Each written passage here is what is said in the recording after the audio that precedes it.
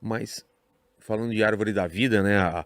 Pecado original e tudo mais, tem aquele papo do Adão e Eva e ter da Lilith, que seria antes da Eva.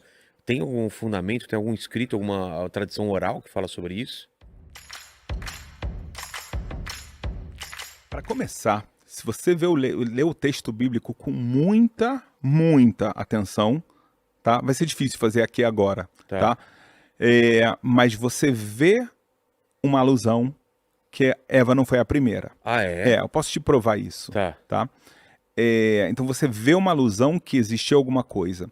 E realmente a gente tem uma tradição, que existiu uma outra criação antes de Eva, que era chamada de Lilith, e que ela tem um lado, o ensinamento aqui é muito mais metafórico do que físico, de um relacionamento que não é sadio entre um homem e uma mulher. Quando dá tudo errado, existe um ciúme muito grande, existe um controle muito grande, assim por diante, e acaba que Lilith é jogada para escanteio, ela desaparece, vamos Ela não falar, foi ela vai feita ter... da costela de Adão.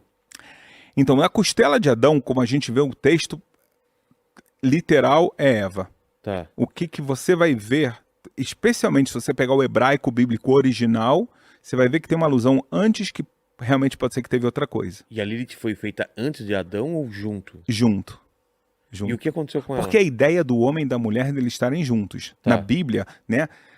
O ser humano completo na Bíblia está escrito quando Deus criou o homem e a mulher, aí Deus fala, agora eu criei o ser humano. Ah, entendi. Porque o homem e a mulher juntos é que são o ser humano completo. E Lilith, o que foi feito dela lá? Ela não deixou de existir. Ela... Ou ela foi mandada embora do paraíso? Então, tem um lado muito metafórico nessa história do que ela significa e como ela ainda atua nesse mundo, mas é um conceito realmente metafórico e místico, de uma influência muito negativa na vida dos casais e na consequência que isso vai ter com as crianças, com os filhos. Porque, de novo, a gente está falando aqui de uma metáfora, tá? Trazendo isso para a nossa vida, quando a gente vê que uma vida de um casal não é saudável, não tem respeito, existe, de novo, muitas brigas, muita questão de eu vou te controlar, eu vou te dominar e assim por diante, a gente vê a consequência nos filhos. Isso a tradição oral traz sobre Lilith. Entendi. Mas ela... Uma coisa que eu nunca entendi é o seguinte, o lance do Adão e Eva ser uma coisa metafórica, ou se eles foram, a partir deles teve toda a humanidade, ou tinham outros seres humanos e eles são simbólicos, são... Não, é literal. É literal. A humanidade começou com Adão e Eva. Mas aí os irmãos iam procriando? Tem um versículo da Bíblia... Teve Caim e Abel só ou teve mais filhos?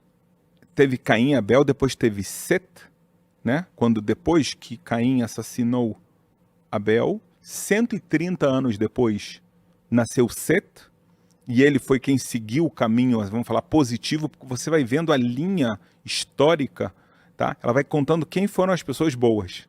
Então, 10 gerações depois você chega em Noé, depois de 10 gerações você chega em Abraão.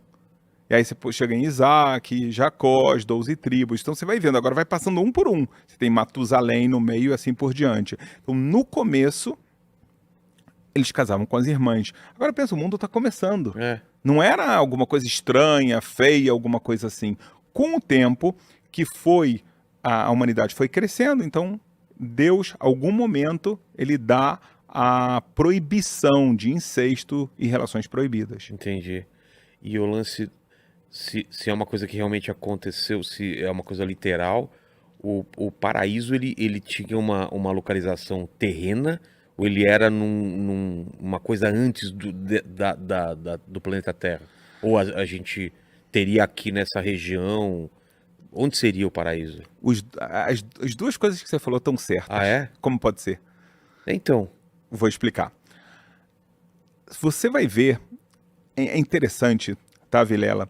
De novo, é tudo a questão da profundidade que você lê a Bíblia e, mais uma vez, e aqui não estou culpando ninguém nem falando nada, mas quanto mais você estuda no original, mais você vê. Aqui, mais um erro de tradução está em Isaías 53. quando ele fala terra da vida, essa é como está escrito no hebraico bíblico, ou a terra de viventes, ou seja, enquanto você está vivo. Tá? Quando você fala de um personagem, então ele está falando que ele vai estar na terra da vida. O que é a terra da vida? A terra da vida é a terra onde a vida acontece. Em Ezequias, eu confundo o hebraico com o português, né? Tem Ezequias que foi o rei, Ezequiel é o profeta. Em hebraico é Yehezkel, fica mais fácil, tá? Você tem a profecia da ressurreição dos mortos, ossos secos e tudo. Lá está escrito que os mortos vão ressuscitar da terra da vida. Então você vê uma alusão que junta com Isaías quanto às profecias. Então a terra da vida, existe um lugar onde Deus dá vida, a vida espiritual, a vida perfeita. E essa é a terra de Israel. Na Bíblia, um dos nomes da terra de Israel é a terra da vida. Você vê isso repetidas vezes, tá? Não tem discussão sobre isso até de religiões, porque tá claro isso, tá? Chamado de Eretz Achaim, a terra da vida. Então, existe um lugar físico que foi o paraíso, mas no momento que eles viviam, tá? Nesse momento, a existência era diferente de hoje. Era um mundo perfeito, onde não existia maldade, por exemplo. Antes deles comerem do fruto do conhecimento do bem e do mal, não havia maldade no mundo. Maldade em todos os sentidos. Não existia morte. Mas existia já o livre-arbítrio, tanto que eles Mas optaram. muito mais limitado. Tá. Muito mais limitado. Então, nesse momento, eles estavam num lugar físico. Não era um lugar espiritual, abstrato, alguma coisa assim. Não eram puras almas, eram corpos. Tá? Entendi. E eles definitivamente comeram. E quando eles são expulsos, significa que esse lugar ele baixa de nível espiritual, da mesma forma que o ser humano baixa. Ele se torna mortal. A terra baixa de nível. Ela não tinha espinhos, agora ela vai ter. Agora você vai ter que suar muito para fazer a sua comida. Tudo cai de nível. Então, um dos objetivos é fazer com que o planeta volte a estar no nível espiritual. Que isso se chama Tikkun Olam, o conserto do mundo. Nossa.